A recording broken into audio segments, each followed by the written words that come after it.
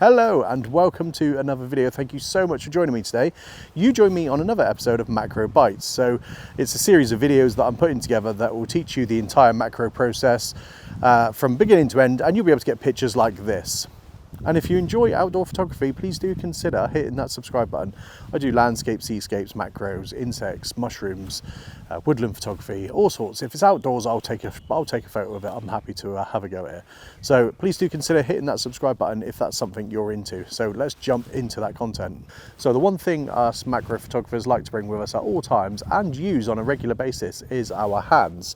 So we use our hands to hold the camera, but also to steady the object. And let me just show you what I mean by that. There are two main techniques you can use as a macro photographer.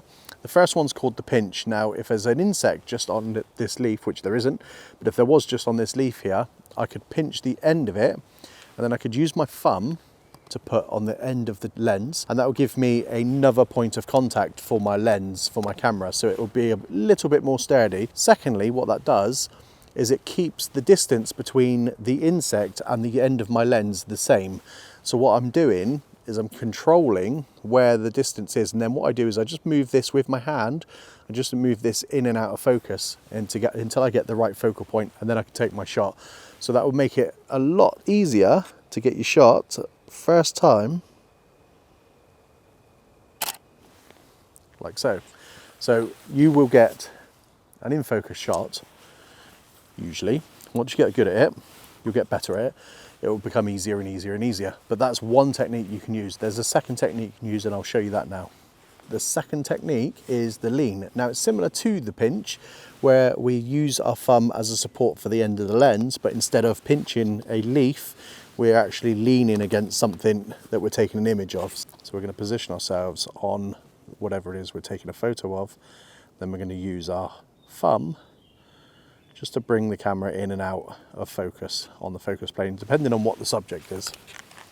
So it all depends on the type of subject you're taking a photo of. If it's inanimate or it's very still or not moving very fast at all, you can use the lean. And if it's moving on a leaf or branch, you can use the pinch. And both these techniques will improve how quick you can get your images.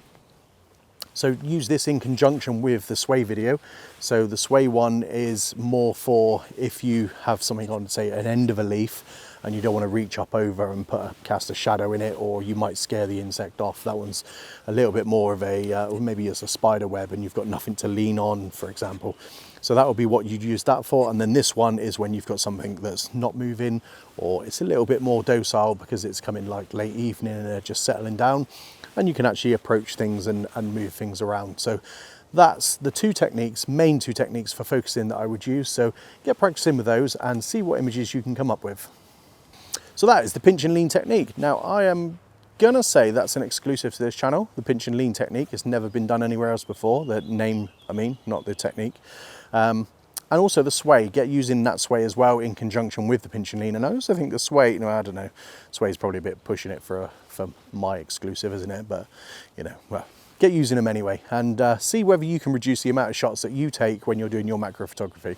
So good luck with that, and I'll see you in the next video. We're talking about tripods, when to use them and when not to use them. So that just leaves me to say thank you so much for watching, and I'll catch you on the next one.